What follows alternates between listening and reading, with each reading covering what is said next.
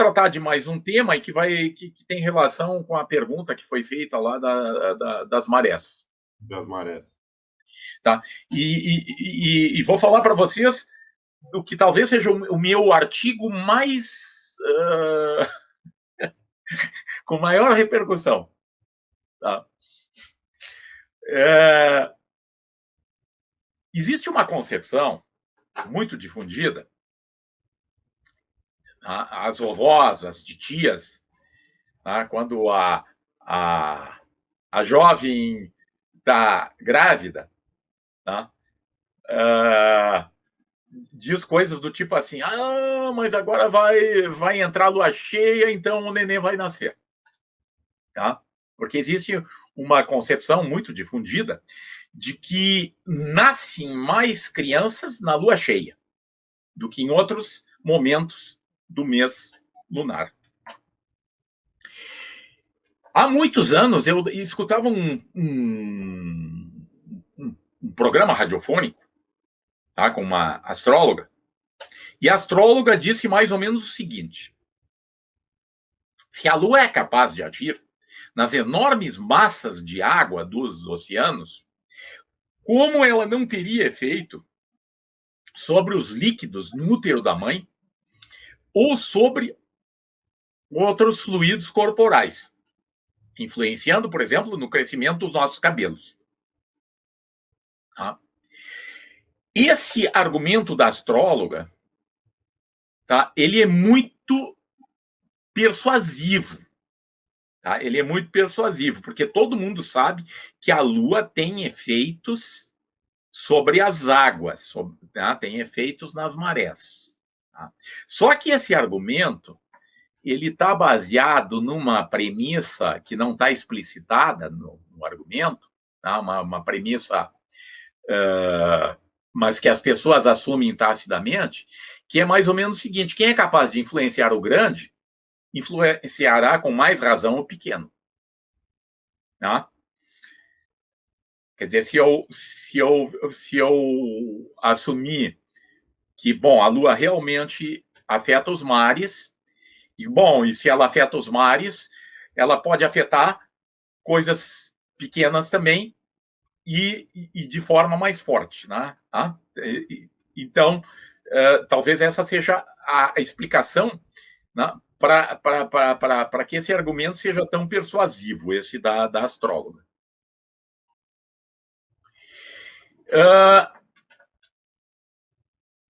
Agora, fazer algumas considerações sobre as marés. As marés não são produzidas exclusivamente pela Lua, mas também pelo Sol. As contribuições que cada um dos astros dá para os efeitos de maré são cerca de 33% para o Sol e 67% para a Lua. Tá? Vejam que o argumento da astróloga se refere só à Lua, quando o Sol também tem um poder importante na produção de marés, porque cerca de 1/3 do efeito global de maré é solar e os outros 2/3 é lunar. E por que as marés ocorrem? As marés ocorrem porque o campo gravitacional que tanto a Lua quanto o Sol exercem sobre pontos diferentes da Terra é variável em intensidade e orientação. Essa variação se deve ao fato de que o raio da Terra não é desprezível frente às distâncias ao centro de qualquer um dos dois astros. Ou seja, esse é um efeito gravitacional, mas é um efeito gravitacional um pouquinho mais complicado de ser entendido quantitativamente, porque ele é um resíduo da força gravitacional. Porque se a força gravitacional fosse uniforme sobre toda a Terra, tá? Seja do Sol, seja da Lua, não se teria efeitos de maré. Tá? Eu não posso entrar aqui no detalhe matemático, mas quem tiver interesse, depois pode recorrer ao meu artigo, onde eu desenvolvo, antes de discutir o suposto efeito da da Lua no nascimento das crianças, tá? Eu discuto os efeitos de maré e apresento uma teoria ali. Tá? Eu só vou mostrar alguns resultados, tá? da teoria de marés. Tá? Então, as águas oceânicas, que se estendem por amplas regiões da Terra, elas acabam sofrendo diferentes atrações gravitacionais pela Lua ou pelo Sol, o que vem a ocasionar as marés. Tá? É esse efeito diferencial, porque pontos diferentes na Terra, tá, sofrem forças gravitacionais diferentes, seja pela Lua e seja pelo Sol. E é essa mudança, tá, do campo gravitacional é que vai produzir os efeitos de maré. Tá? Bom, uma concepção equivocada, né, sobre marés é de que o efeito aconteceria para o lado que o astro está, né? O bojo das marés estaria na direção onde se encontra o astro. Né? Quando, de fato, o que acontece, né, é que as águas são deformadas, tá? Nos dois lados, tá? Nos dois lados. Aqui, sem demonstrar, eu estou mostrando graficamente como é a força de maré sobre um objeto, tá? De mesma massa na superfície do planeta. Tá? Na linha do astro atrator, a força de maré aponta para o astro atrator num lado e aponta para fora, né, em direção oposta do outro lado. Tá? E tem força de maré para baixo. Tá? E tem força de maré para baixo também. Tá? Essa é, graficamente, né, de uma maneira muito simplificada, tá, os efeitos de força de maré sobre objetos colocados na superfície da Terra. E vejam, né, que as forças de maré, elas não estão, essa figura também sugere isso, ó, elas não estão na direção do astro atrator, elas fazem ângulos com a direção ao astro atrator e pode, inclusive, apontar para o outro lado. Tá? Quando a gente calcula as forças de maré sobre um corpo de 1 quilograma na superfície da Terra, a gente encontra esses efeitos, essas forças, tá? Um corpo de 1 quilograma, a gente está sendo puxado pela Terra por uma força de aproximadamente 10 newtons. E aqui nós temos uma força, tá, de maré de 0,25 10 na menos 6 é micronewtons. Tá? Essas são as forças de maré, tá, do Sol. A máxima força de maré do Sol é cerca de 0,5 micronewtons sobre um corpo que está sendo puxado pela Terra com uma força de 10 newtons. Tá? Já a Lua produz forças de maré um pouco maiores, 1,14 micronewtons nesse lugar aqui e 0,57 micronewtons nesse lugar aqui. Tá? Quando a gente está em lua nova ou cheia, os dois efeitos de maré se somam. Tá? Eles se somam. Tá? Eu estou representando aqui pelas setinhas vermelhas a força de maré produzida pela Lua e em azul a força de maré produzida pelo Sol. E aí dá para ver aqui, ó, que quando a Lua está em nova ou cheia, essas forças se reforçam. E em quarto crescente e quarto minguante, elas se subtraem. Tá? Elas se subtraem. O que determina que a diferença entre maré alta e maré baixa na lua nova ou na lua cheia é maior do que em quarto crescente ou quarto minguante. Em quarto minguante, né, a gente tem as chamadas marés mortas. tá? Tem maré, mas a diferença entre maré alta e maré baixa é menor do que em lua nova e lua cheia, tá? Porque essas diferenças se devem ao fato de que as forças de maré da Lua e do Sol podem se reforçar ou podem até se anular parcialmente. Certo. Ok? Tá?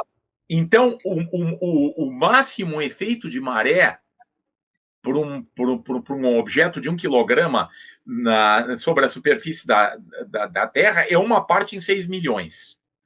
Ou seja, a força de maré é muito pequena e só pode, portanto, produzir efeitos facilmente perceptíveis em massas de água que se estendem por amplas regiões da Terra. Não tem efeito de maré no útero da mãe, não tem efeito de maré em tanque de lavar-roupa, não tem efeito de maré em açude. Ou alguém já viu na sua piscina, né? Muita gente tem piscina em casa, se alguém já viu o efeito de maré na piscina, ou mesmo no açude, ou mesmo no seu tanque de lavar-roupa. Né? Porque esse efeito de maré, né, ele só se apresenta quando a massa de água estiver espalhada por dimensões da ordem do próprio raio terrestre. Tá?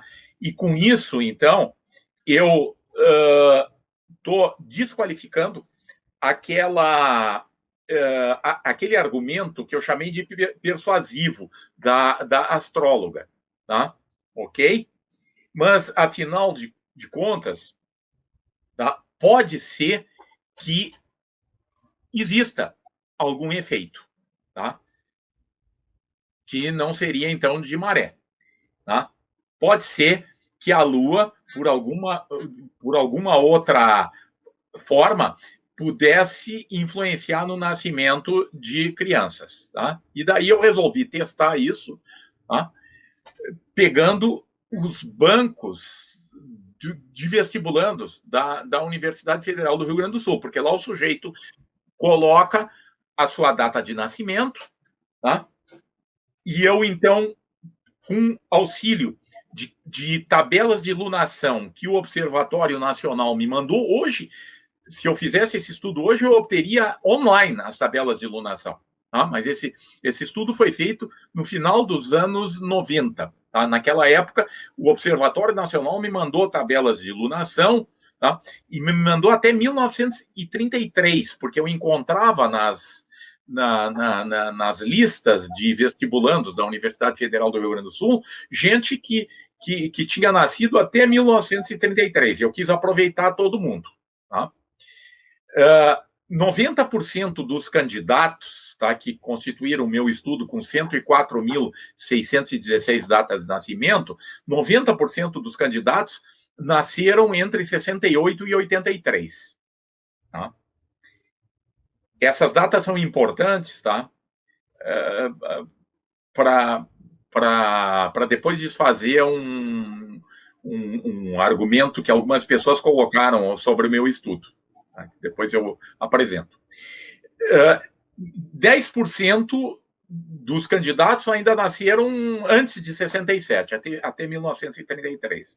Então, de posse das tabelas de lunação e da data de nascimento, eu pude botar cada sujeito, tá, como nascendo ou numa das 4 fases principais, ou um dia antes, 2 dias antes, 3 dias antes, um dia depois, 2 dias depois e 3 dias depois.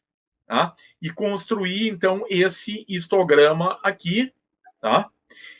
De acordo com a concepção de que a Lua puxa, tá? Se esperava que essa coluna aqui, ó, da Lua cheia, tá, atravessasse o teto saísse para fora aqui da tela do computador.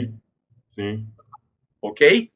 Tudo que está aqui dentro, a maior barrinha que apareceu é essa vermelha aqui, que é 2 dias antes do quarto crescente. Tá? E tudo isso que está aqui é flutuação estatística. Eu posso fazer um teste de significância estatística para ver se aqui dentro tem alguma coisa que está acontecendo que não seja por mera flutuação estatística, tá? Porque eu não espero encontrar exatamente o mesmo número, né? Ok? Então, mas aí é possível fazer um teste, e o teste de significância estatística me mostrou que todas essas flutuações aqui são flutuações estatísticas, e com isso não se configura a presunção de que na lua cheia nasça mais crianças, porque assim, ó, gente, em alguns outros lugares se diz que é em qualquer uma dos 4 dias de mudança de fase. O pessoal fala que é mudança de fase, né? O termo técnico é dias da fase principal. Tá? Então, em alguns lugares por aí, algumas pessoas dizem que o efeito aconteceria em qualquer um das 4 fases principais. Tá? E dá para ver que não tem nada aqui, absolutamente nada. Tá? Esse meu trabalho teve muita repercussão, tá? Porque eu recebi muitos e-mails. Tá? Naquela época a gente só se comunicava por e-mail. Tá? Eu recebi muitos e-mails desaforados, tá? De astrólogos, tá? Me questionando. Tá? E um dos questionamentos que fizeram, tá? É de que, mas isso aí é por causa dos partos planejados, tá? Que está escondendo o efeito. Tá? As pessoas sempre têm uma explicação. Essa história dos partos planejados, tá? Eu falei com diversas pessoas da área, tá? E eles me garantiram que antes de 83, tá? Que a maioria dos candidatos nasceram lá antes de 83, não existia esse negócio de parto planejado. O máximo que acontecia era na cesariana, né? Quando acontecia. E naquela época acontecia muito pouco. Tá? Mas um colega meu me disse que, na verdade, o meu estudo mostrou um outro efeito da Lua que nós não sabíamos até hoje. Tá? É de que aqueles que são puxados pela Lua cheia não fazem vestibular na Universidade Federal do Rio Grande do Sul. Tá? Porque eles não estão aparecendo aqui. Então, essa seria uma explicação possível, tá? De que a Lua decide, inclusive, que essas pessoas não venham a fazer o vestibular na nossa universidade. É claro que isso é uma gozação do meu colega. Tá?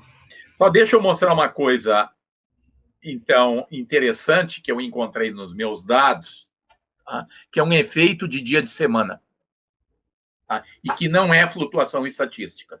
Tá? Em domingo, nasce um pouco menos, pelo menos naquela época,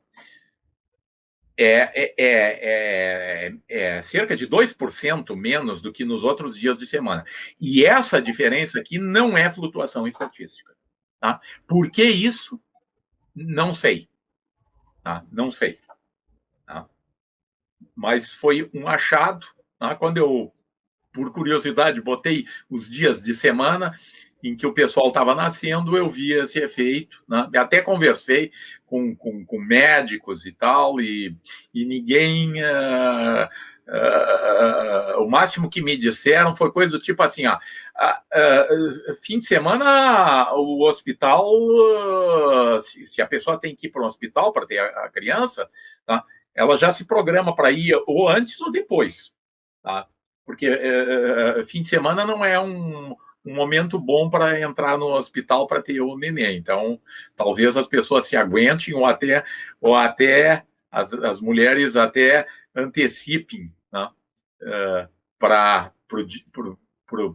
os dias anteriores do fim de semana para ter o neném. Talvez tenha certas condições assim hormonais e em domingo as pessoas estão num descanso maior, estão mais relaxadas e não tem aquela pode ser também, né? Tem uma série de. Daí teria que estudar esse outro fator. Sim. Também. Como é que Sim. As questões, o ciclo, né, durante o dia, como funciona. E no domingo é diferente, as pessoas estão mais tranquilas, acordam mais tarde, não tem aquele estresse durante a semana. A gente vê mulher que por exemplo, está grávida e passa por um momento muito estressante e que pode ter a criança antes do tempo, porque Aham. mudou toda uma condição hormonal ali, uma coisa assim, então teria que ver isso de uma outra forma. Gente, vocês viram o que é fazer ciência? Vocês viram que é uma questão, o professor pegou vários dados durante muitos anos, colocou numa tabela, viu, será que as coisas estão relacionadas? Será que dá para relacionar uma coisa com a outra? Não, está tudo quase ali no mesmo ponto e tal. Isso é fazer ciência.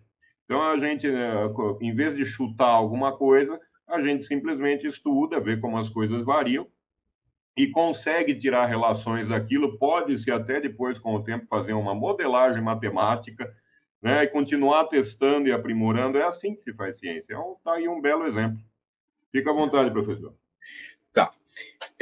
Então, eu estou encerrando, eu acho que escapou aqui. Eu pensei que eu tivesse mais uma lâmina. Só queria fazer um comentário que depois que eu fiz esse estudo, eu descobri estudos nos Estados Unidos e na Europa com milhões de datas de nascimento, tá? E que chegaram no mesmo resultado que eu cheguei aqui, tá? De que não tinha efeito de... tá aqui, ó, tá aqui, tá? Nos anos 60, tá? Houve um estudo nos Estados Unidos com cerca de 500 mil de datas de nascimento. Tá? E na década de 70, houve um outro estudo na Europa com 3 milhões de datas de nascimento. E esses estudos, eles chegaram no mesmo resultado que eu cheguei, então, aí no final dos anos 90. Né? Então, é isso aqui. Não. Aí me passe toda essa referência, eu Sim. coloco na descrição. Fica em aberto, então, a ilusão da Lua. Ainda não. Eu acredito que é algo assim, por esse achatamento é bem psicológico para a gente se sentir menos, dar aquela sensação de estar preso em algum lugar, de estar muito solto, tudo isso, agorafobia ou claustrofobia, a gente tenta compensar essas coisas. Então, por conta de ser um espaço muito aberto, a gente pode sentir mais para baixo a abóboda, né? Sentir mais para baixo, mas é um assunto interessantíssimo que eu não conhecia. Essa história de colocar a cabeça entre as pernas para... Bom, eu e o senhor, né, professor Lange, a gente vai de ambulância, sai de fazer a experiência e ir embora de ambulância. Eu não volto nunca mais numa posição dessa. Mas pode... Cláudio, tem uma outra possibilidade de fazer isso, tá? Que não seja essa tá? É de pegar um espelho, colocar o espelho na frente e olhar a Lua através do espelho de costas, tá? E a ilusão desaparece também.